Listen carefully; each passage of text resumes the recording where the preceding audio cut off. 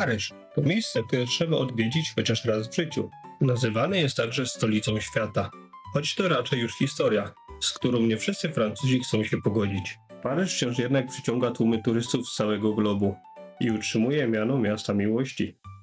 W tym materiale pokażemy Wam, co zobaczyć w Paryżu przez 5 dni. Zaczynajmy!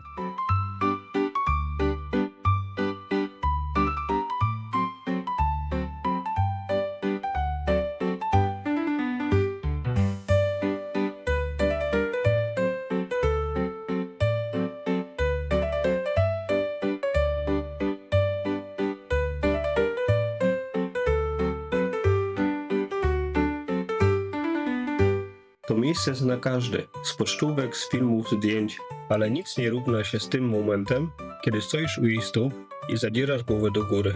Wieża Eiffla. Żelazna dama Paryża. I tak naprawdę dopiero będąc tu, czujesz, jak ogromna i piękna naprawdę jest. Wjazd na górę to osobna przygoda. Najpierw pierwsze piętro. Spokojnie, jeszcze nisko, ale już widać panoramę miasta.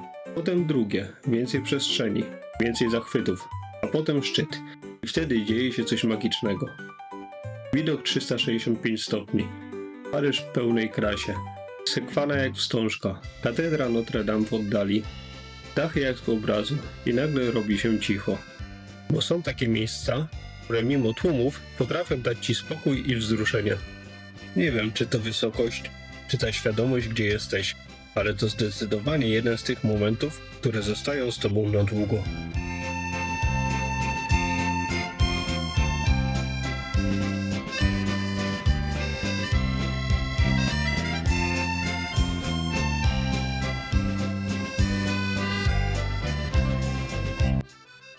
Montmartre to miejsce nie przypomina żadnej innej dzielnicy Paryża.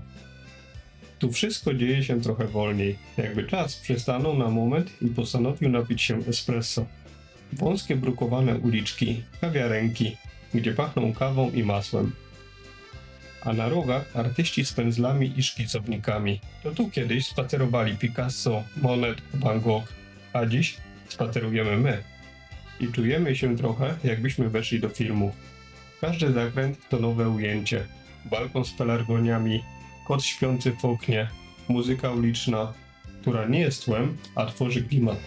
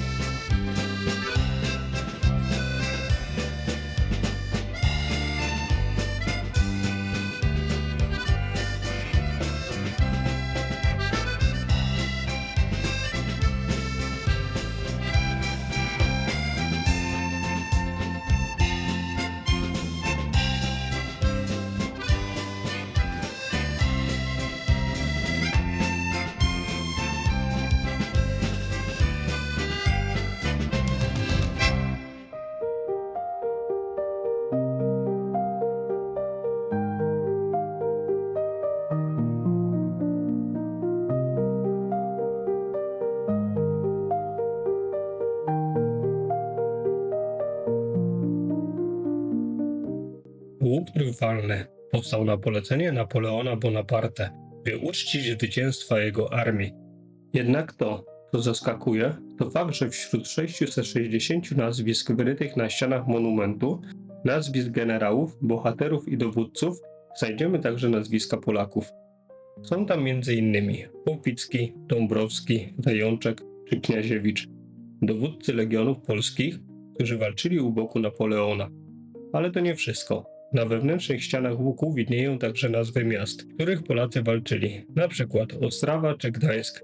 To niesamowite uczucie, stać pod tym kolosem, patrzeć na marmurowe litery i wiedzieć, że nasi przodkowie zapisali się na kartach europejskiej historii.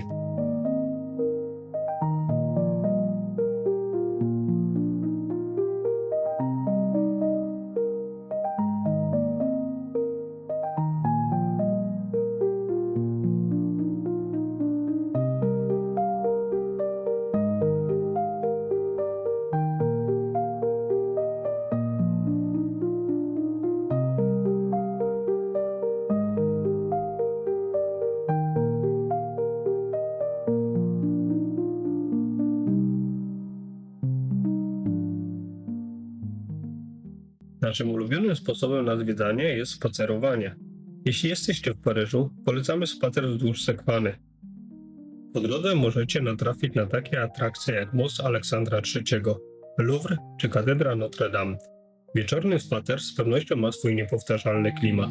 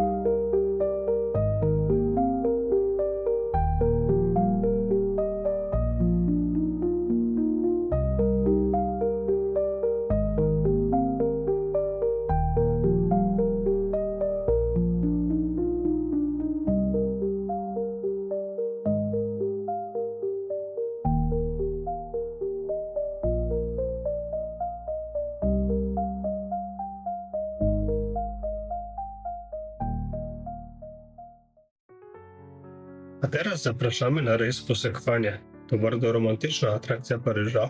Możemy podziwiać największe atrakcje Paryża z zupełnie innej perspektywy. Rejs trwa około godzinki, a koszt jego to 17 euro.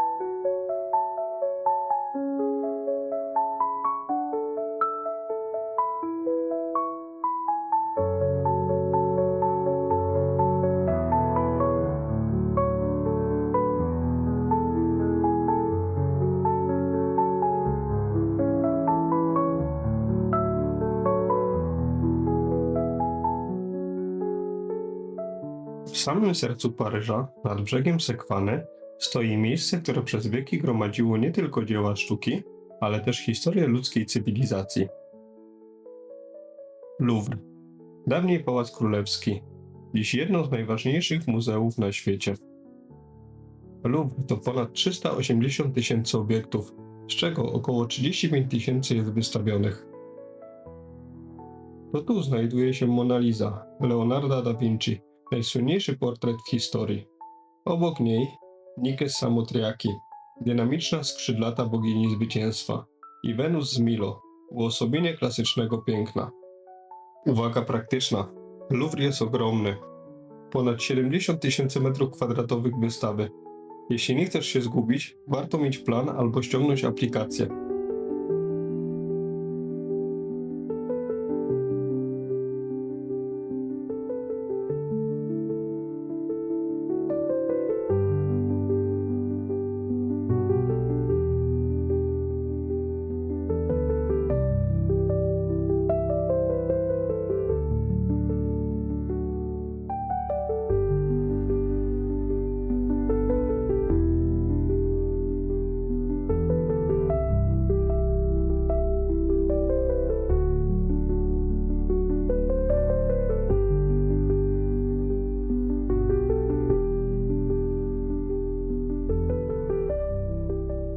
Nie ma Louvru bez Monalizy. Malutka za szkłem, otoczona tłumem turystów z telefonami, ale jej uśmiech nadal hipnotyzuje.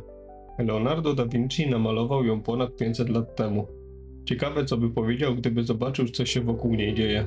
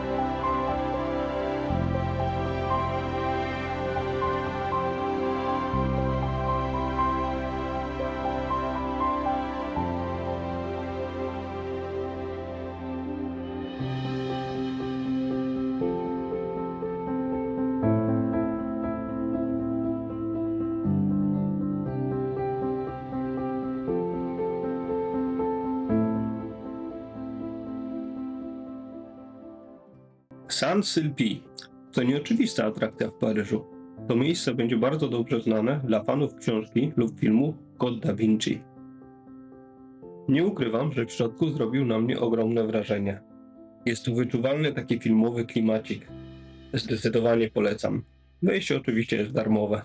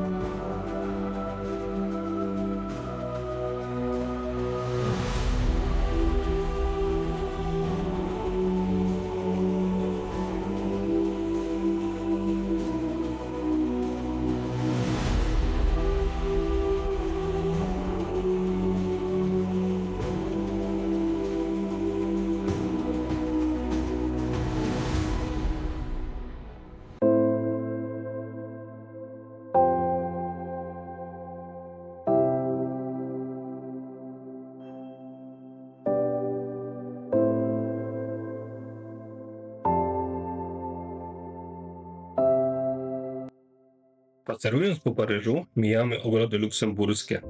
Niestety, możemy na nie spojrzeć tylko zza płotu, ponieważ są tymczasowo zamknięte ze względów bezpieczeństwa.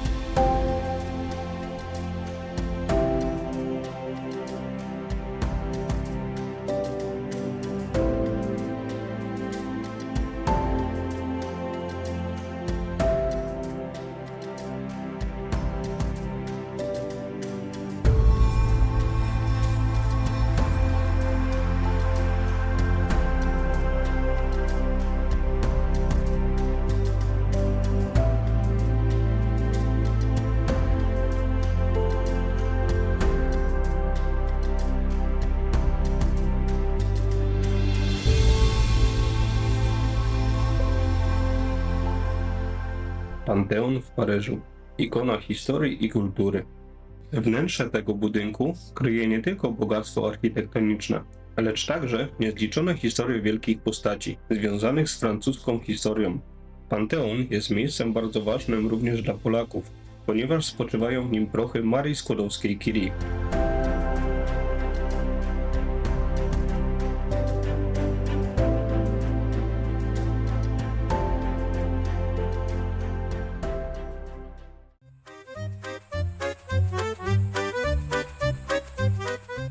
Disneyland, znajdujący się zaledwie 30 km od Paryża, to znany na całym świecie tematyczny park rozrywki. Wkraczając w bramę, wpływa gości aż 50 różnych atrakcji. Disneyland przyciąga jak magnes. Już nie chciałby osobiście przywitać się z kultową myszką Mickey, albo zobaczyć, co kryje się w zamku śpiącej królewny.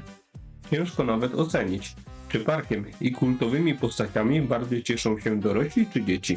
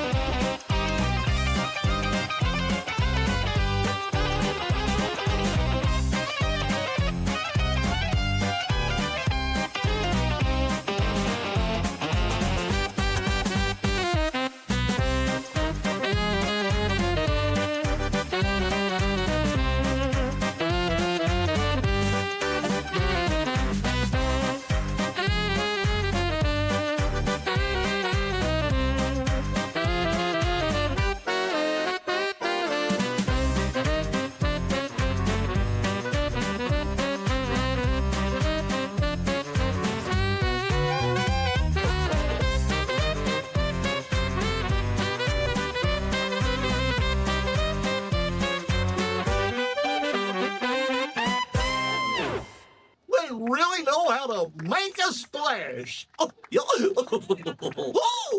thank you, thank you. You've been a wonderful crowd. See you real soon.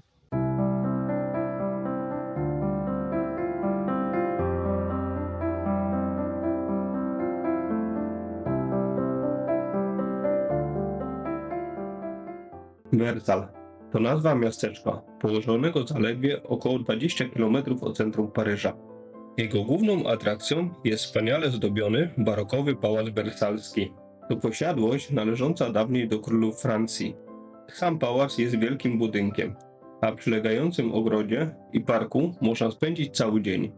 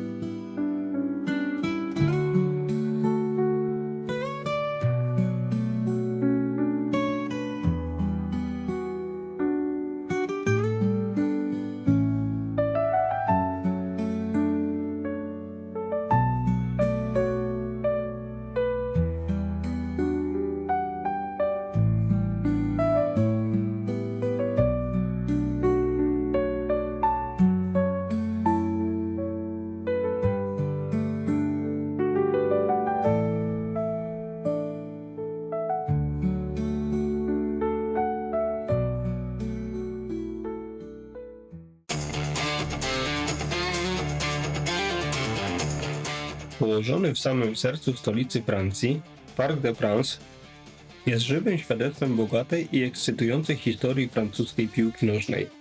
Ten emblematyczny stadion, położony w 16 dzielnicy Paryża, jest największym obiektem sportowym w mieście, mogącym pomieścić prawie 47 000 kibiców Paris Saint-Germain, klubu będącego jego rezydentem od 1974 roku.